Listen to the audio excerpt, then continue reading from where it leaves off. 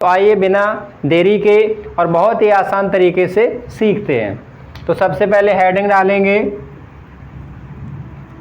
Past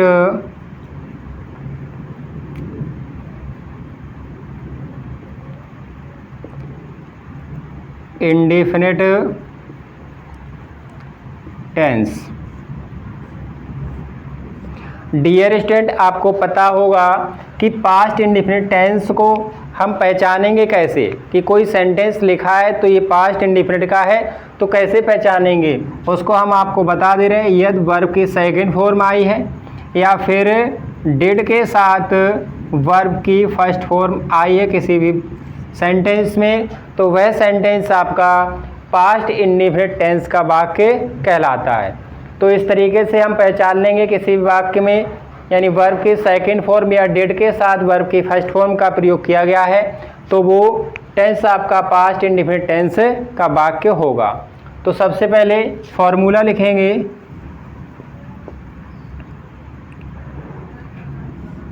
कि past indefinite का जो टेंस है उसको एक्टिव से पैसिव में कैसे बदलेंगे। सबसे पहले आपको लिखना होगा ऑब्जेक्ट, और ऑब्जेक्ट के अकॉर्डिंग ही आपको लिखना होगा वॉज या वर, उसके बाद B3, उसके बाद आपको बाय, और बाय के बाद आपको लिखना है सब्जेक्ट। सबसे पहले आपको जो सेंटेंस लिखा होगा उसमें ऑब्जेक्ट को ढूंढना है, तो सबसे पहले ऑब्जेक्ट को लिखना है, उसके बाद जो ऑब्जेक्ट क्या बन जाएगा आपका सब्जेक्ट बन जाएगा, तो उसी के अकॉर्डिंग आपको क्या लगाना है वॉज या वर। कब? जब वर्ब की सेकंड फॉर्म होगी तब। ठीक है, कल आपने सीखा था कि प्रेजेंट इंडेफिनिट का टेंस था, तो प्रेजेंट इंडेफिनिट टेंस वाले में क्या था, या तो आप इसमें वर्ब के फर्स्ट फॉर्म के साथ एस या ईएस आपने देखा होगा, या केवल वर्ब के फर्स्ट फॉर्म, या डू नॉट या डज नॉट आ सकता है, तो वह आपका किसका कहलाता है प्रेजेंट इंडेफिनिट का। तो आज हम लोग बात करेंगे किसके, पास्ट इंडेफिनिट की। इस तरीके से एग्जाम्पल के अकॉर्डिंग समझते हैं।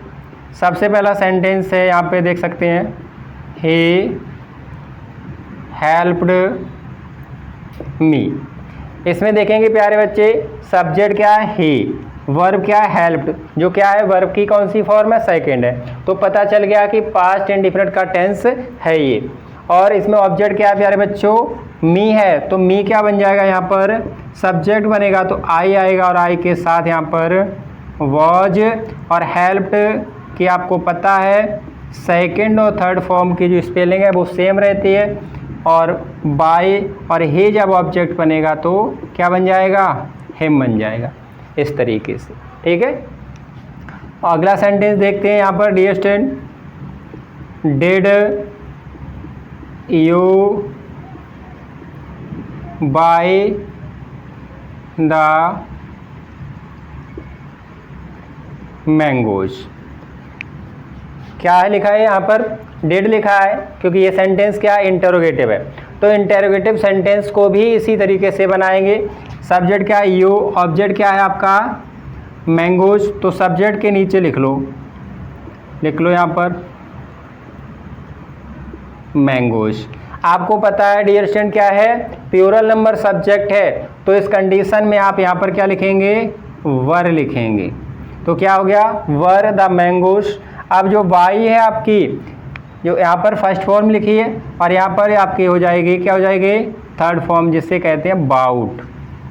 और बाई और यूज आपका यहाँ पर सब्जेक्ट है, और जब पैसिव में जाएगा तो ये किसका काम करेगा ऑब्जेक्ट का काम करेगा, तो यहाँ पर भी ये यू ही रहेगा। इस तरीके से आप किसी भी सेंटेंस को एक्टिव से पैसिव में आसानी से बनाते चलेंगे। और सेंटेंस देख सकते हैं यहाँ पर डियर स्टूडेंट, यहाँ पे लिखा है the farmer sold the grain.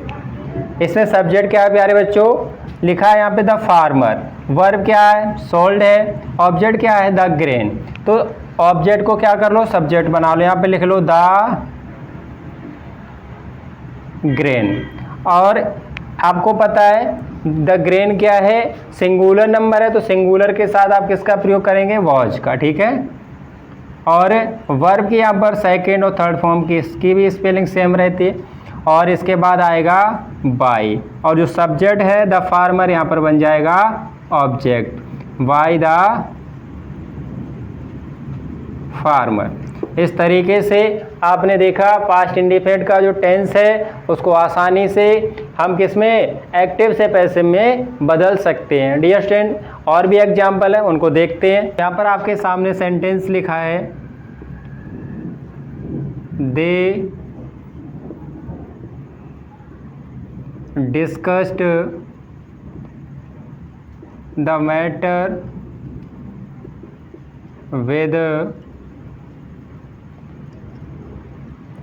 Manager. Dear student, इसमें देखेंगे कि सब्जेक्ट क्या है आपका दे, वर्ब क्या है आपका डिस्कस्ड, ऑब्जेक्ट क्या है इसमें द मैटर, और किसके साथ, मैनेजर के साथ। तो इस तरीके के सेंटेंस में आपको कंफ्यूज होने की कोई ज़रूरत नहीं है। आपको क्या देखना है, ऑब्जेक्ट, ऑब्जेक्ट क्या द मैटर, तो इसको आप क्या करो, सब्जेक्ट बना लो। यहाँ पे लिख लो द मैटर, मैटर सिंगुलर है तो यहाँ पर क्या लिखेंगे आप, वॉच, और ये वर्ब है यहाँ पर इसको लिख लेंगे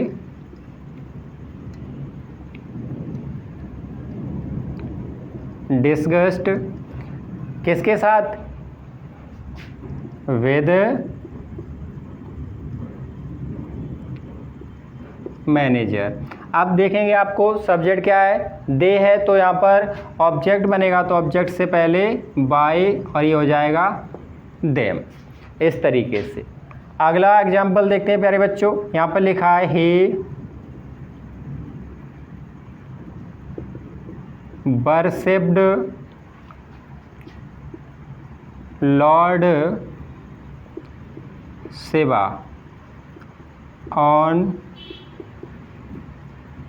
शिवरात्रि। इस सेंटेंस में देखेंगे सब्जेक्ट क्या है, ही है, वर्ब क्या है वर्शिप्ड, और ऑब्जेक्ट क्या है Lord Shiva.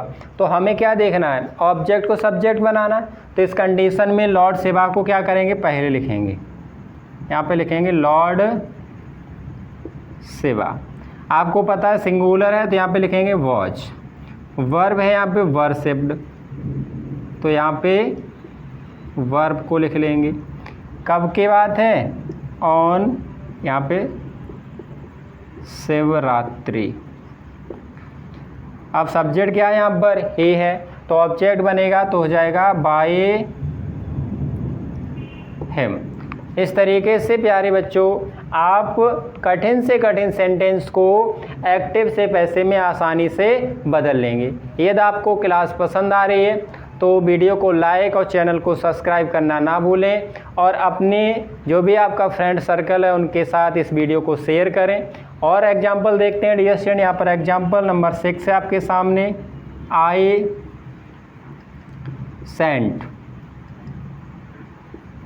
The servant to the